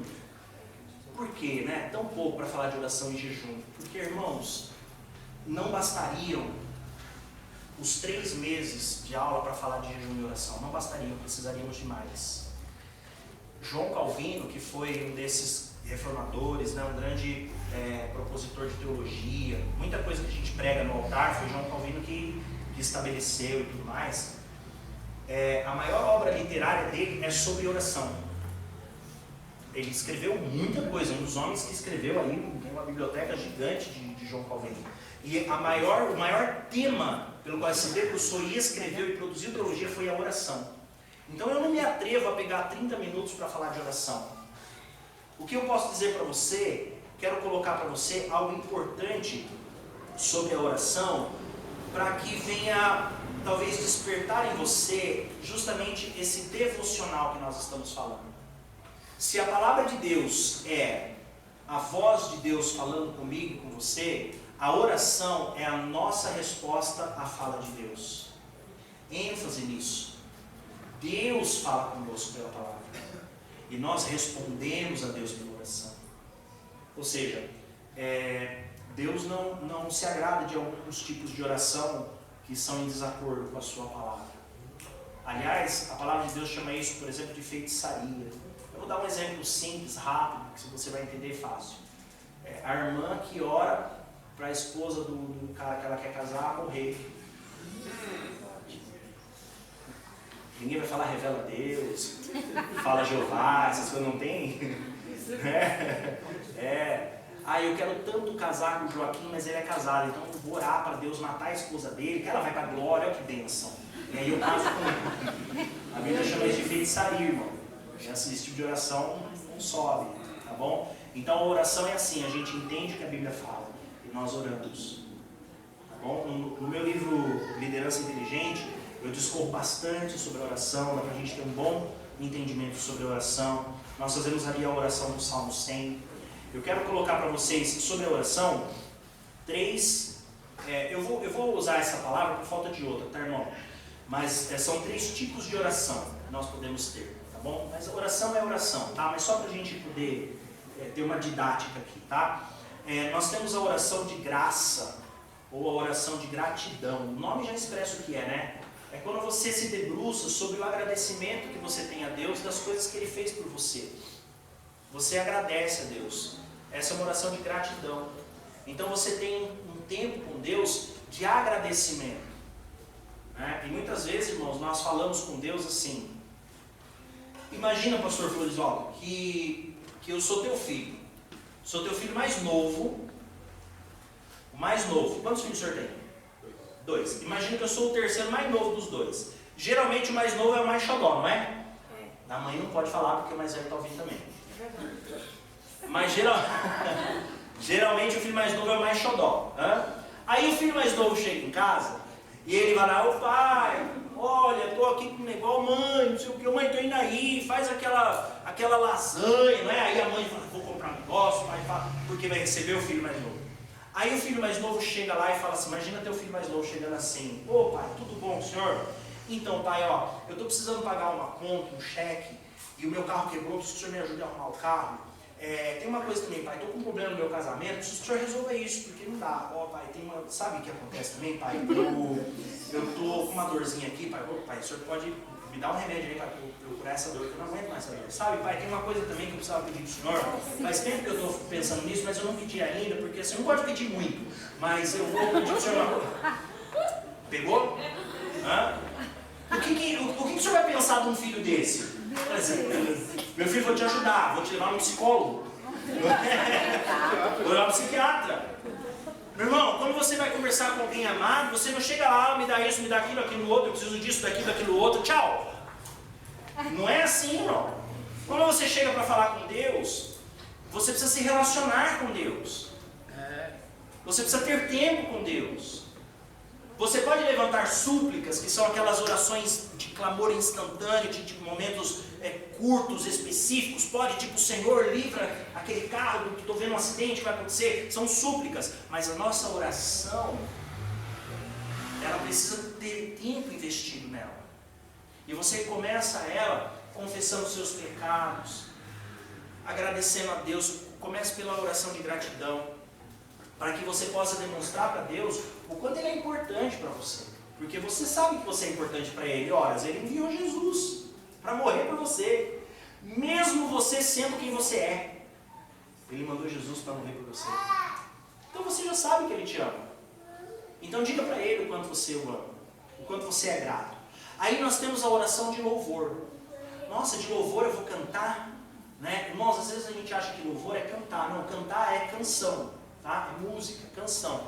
Nós, mais uma vez, tá? Não tem problema nenhum. Nós vamos para o período do louvor. Irmãos, nós vamos abrir seu binário porque nós vamos cantar. É assim que se fala. Não tem problema nenhum. Isso aqui é convencional. Mas o que significa louvor? O que é louvor, de fato? Louvor é exaltar a Deus por aquilo que Ele tem feito em todo o universo. Pela obra que Deus realiza. Isso é louvor. Então nós temos canções que louvam a Deus, mas nós temos canções que não louvam a Deus. Entende? Então, até o pessoal da música sempre tem que estar atento. Nós vamos conduzir a igreja com canções que precisam louvar a Deus. Nós estávamos aqui antes da... E eu chamei a atenção do meu filho para uma canção de louvor que nós estávamos cantando. Como é que era a canção hoje que nós fizemos? Eu estou com 2 canções na cabeça. Aquela, não é? Te agradeço. Eu estou com aquela, você sabe aquela? Também é um exemplo. Nós cantamos uma aqui agora, o pessoal do louvor. Qual foi a última canção que a gente fez aí? Isso, exatamente. Uma canção de louvor é uma canção que exalta a Deus, né? Por exemplo, eu estou com essa na cabeça, né? Por tudo o que tens feito, tudo o que vais fazer, Então a gente aponta para aquilo que Deus faz, para aquilo que Deus é. Por exemplo, Senhor meu Deus, quando eu maravilhado fico a olhar, você se alegra bem assim, as obras de suas mãos e o céu azul de estrelas, não é assim? Então minha alma canta de Senhor. O que é isso? É uma canção de louvor. Então você também tem que fazer orações de louvor. Louvar a Deus na sua oração. Senhor, obrigado, porque quando eu acordei hoje, sabe, já tinha uma brisa aqui, o sol já estava brilhando, então a chuva veio para trazer a água. Obrigado, Senhor, porque o Senhor preparou um trabalho para mim. A oração de louvor, ela é uma gratidão por aquilo que Deus faz para todos. Não apenas para você, mas é a gratidão por aquilo que Deus faz para todos. Por exemplo, obrigado, Senhor, pelo meu vizinho que fica me perseguindo, porque hoje eu tenho mais uma chance de evangelizar ele e ganhar. É uma oração de louvor. Uma outra oração é justamente a oração de adoração. Na adoração, aí, parte do louvor, mais uma vez, né? Vamos fazer 2 músicas de celebração e 2 de adoração. Irmãos, não tem problema nós denominarmos para entender o que a gente está falando, né? Mas a adoração não é música lenta. A adoração é você se envolver com a pessoa de Deus. Isso é adoração. E para fechar o nosso tempo, o jejum, ele, enquanto que a voz de Deus para nós é a palavra, e a oração é a nossa resposta a Deus, o jejum é a oração do nosso corpo. O jejum, irmão, nós podemos fazer, eu tenho certeza que você já fez jejum, não só para Deus, mas nós já fizemos jejuns para homens, já fizemos jejuns para o diabo. Nossa, como assim? Eu nunca fiz jejum para homem. Imagina fazer jejum para o diabo. Então vamos lá. Você já fez exame de sangue 7 horas da manhã no posto de saúde? Diga assim, uau. Sim, uau. O médico falou para você, vem em jejum.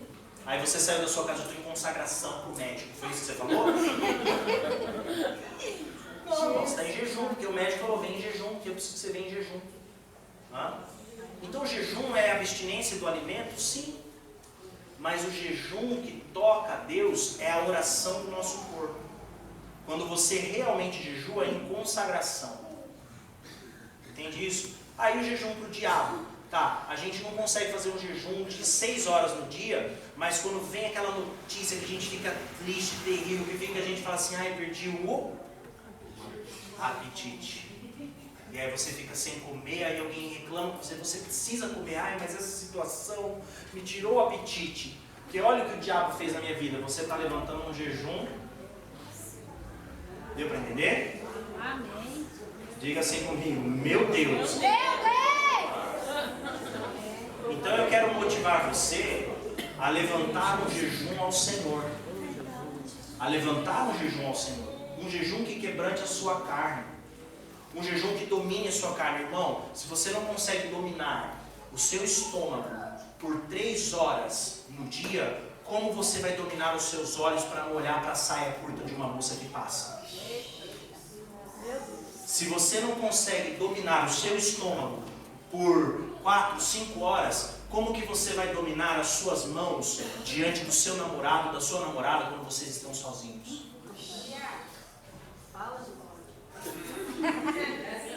Então o jejum é a oração do corpo a Deus, dizendo, Pai, o Senhor fala comigo pela sua palavra, eu respondo com as minhas palavras em oração, mas o meu corpo também te adora.